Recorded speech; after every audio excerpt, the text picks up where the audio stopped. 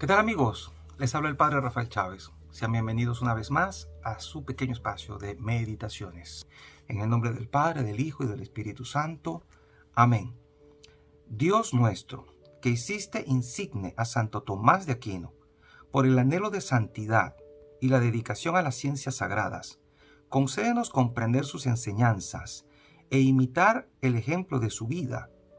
Por nuestro Señor Jesucristo, tu Hijo, que vive y reina contigo en la unidad del Espíritu Santo, y es Dios, por los siglos de los siglos. Amén.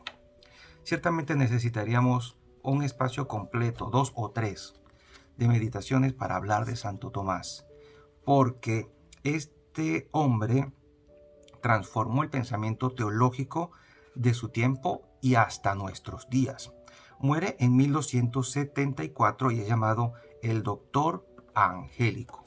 Algunos datos más interesantes sobre Santo Tomás, además de que fue el compositor del famoso Tantum Ergo que cantamos cuando hay la reserva del Santísimo Sacramento.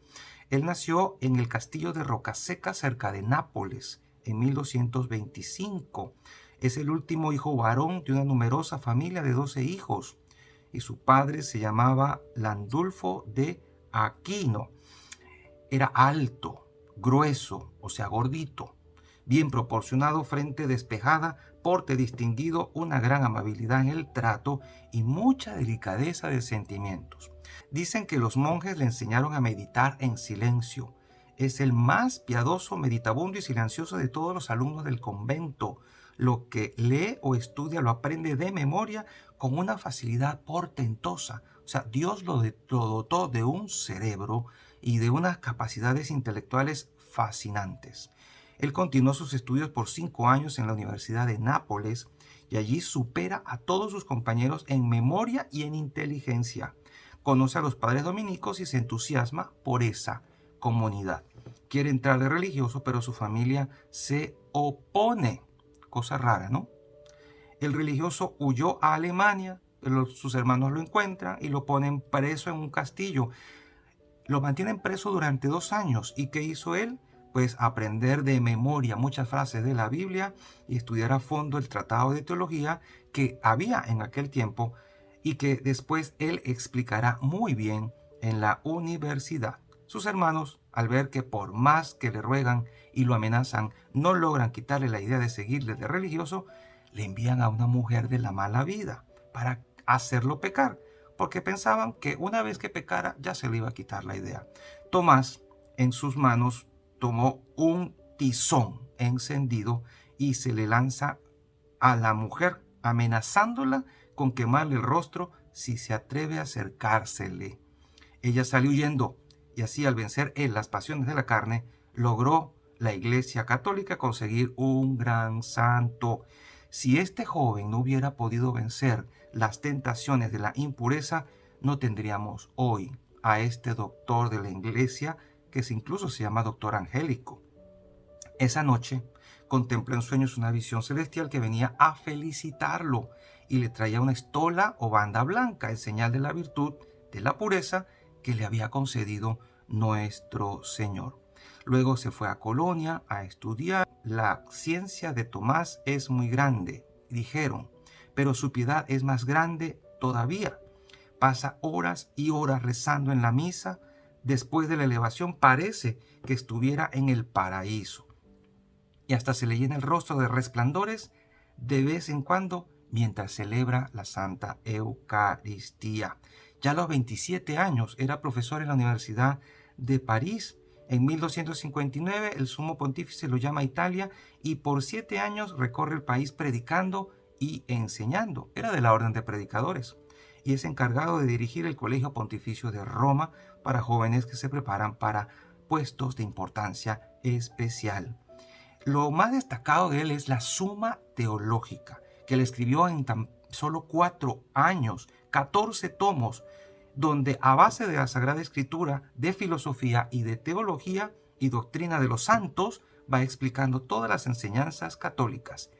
Esta Suma Teológica de 14 tomos es lo más profundo que se haya escrito en la Iglesia Católica hasta nuestros días. Así que podríamos seguir hablando de Santo Tomás un montón de cosas, pero que nos quede claro que este santazo le dio a la iglesia un gran empujón en la ciencia teológica.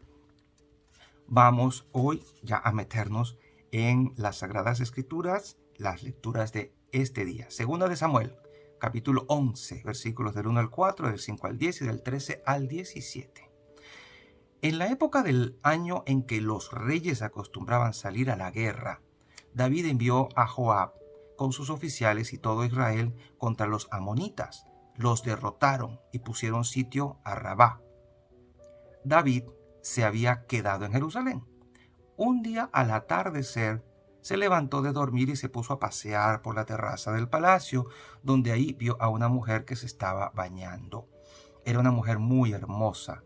David mandó preguntar quién era aquella mujer y le dijeron: es Betsabé, hija de Eliam, esposa de Urías, el hitita. David mandó unos criados a buscarla. Se la trajeron a su casa y durmió con ella.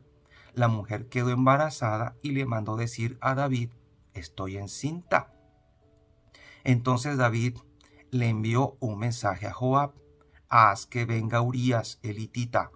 Moab cumplió la orden, y cuando Urías se presentó a David, el rey le preguntó a Joab por el ejército y por el estado de la guerra. Luego le dijo: ve a descansar a tu casa, en compañía de tu esposa. Salió Urías del palacio de David, y éste le mandó un regalo. Pero Urías se quedó a dormir junto a la puerta del palacio del rey con los demás servidores de su señor, y no fue a su casa. Le avisaron a David: Urías no fue a su casa. Al día siguiente David lo convidó a comer con él y lo hizo beber hasta embriagarse. Ya tarde salió Urías y se volvió a quedar a dormir con los servidores de su señor, y no fue a su casa. A la mañana siguiente escribió David a Joab una carta y se la envió con Urías. En ella le decía: pon a Urías en el sitio más peligroso de la batalla y déjalo solo para que lo maten. Joab, que estaba sitiando la ciudad, puso a Urías frente a los defensores más aguerridos. Los sitiados hicieron una salida contra Joab y murieron algunos del ejército de David, entre ellos Urías, el hitita. Palabra de Dios. Te alabamos, Señor. Salmo 50. Misericordia, Señor, que hemos pecado. Misericordia, Dios mío, por tu bondad. Por tu inmensa compasión borra mi culpa. Lava del todo mi delito, limpia mi pecado.